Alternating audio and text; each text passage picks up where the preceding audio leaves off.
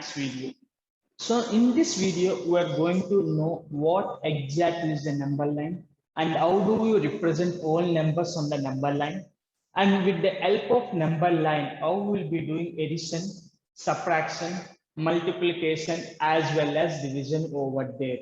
So now, my dear students, so already you people are known that so a number line is used to represent the numbers, and the numbers will be equidistant from each other, from their consecutive numbers. So the distance between 1 and 2, 2 and 3, and 4 and 5 will be all same. So the numbers should be placed in an equidistance, means with same distance you have to place it over there.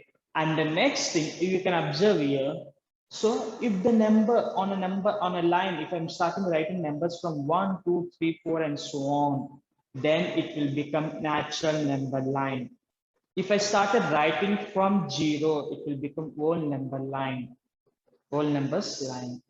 So now we are going to deal with how to add two numbers on a number line. For example, let's look into the next slide and let us look into that. So here they're asking us to do 3 plus 4. They're asking us to add two numbers, 3 and 4. So what I have to do here? I have to start my journey from number 3. I have to start my journey from number 3. And one step is equal to 1. Otherwise, plus 1 is equal to 1 step.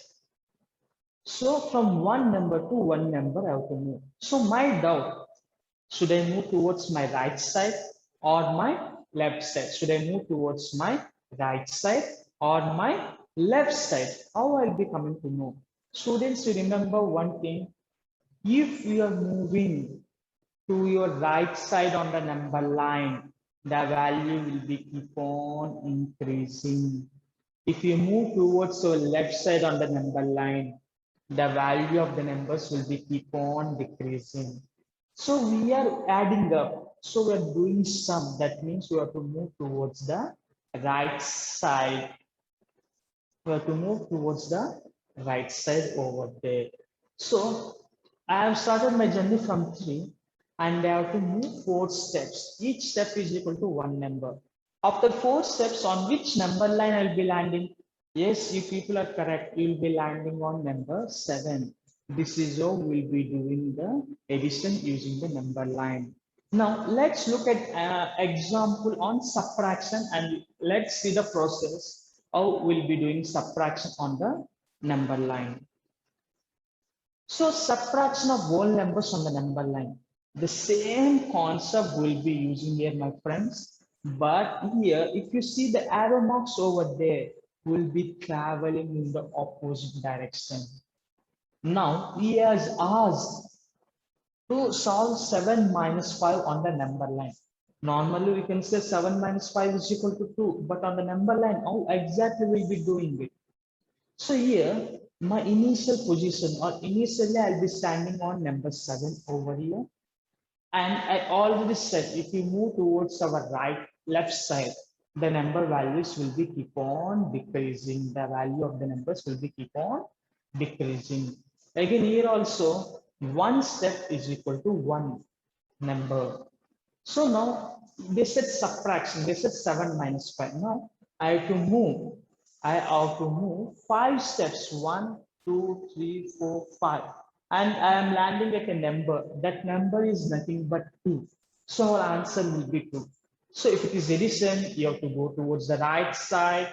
If it is subtraction, you have to go towards the left side. The same logic will be applying for the multiplication and division also. If it is multiplication, we'll be going towards our right side. And if it is subtraction, we'll be going towards our left side. But there is only one small change. Here we have considered that one step is equal to one number. There, one step is equal to, based on the question, the numbers will be keep on changing. The numbers will be keep on changing. For example, they said 2 into 3. Initially, I'll be at 0. I'll be at 0. And what is the first number over there? 2. So my one step is equal to two numbers. And how many steps should I make it like that? I should make three steps. So for my first step, I will land it on number two. On the second step, I will land it on number four. And on the third step, I will land it on number six. So in the multiplication, always we have to begin from number zero. You have to keep this point, my dear students. For multiplication, always we have to start from number zero on the number line. See, there was, yes, two threes. So initially, what I have done there, I'm at zero and I have done one step. So how much will be there? It will be nothing but 6. And from 2, I'll be, sorry, from 0, I've done one step, I've landed on number 2. From 2, again, I'm making one step, I've landed on 4.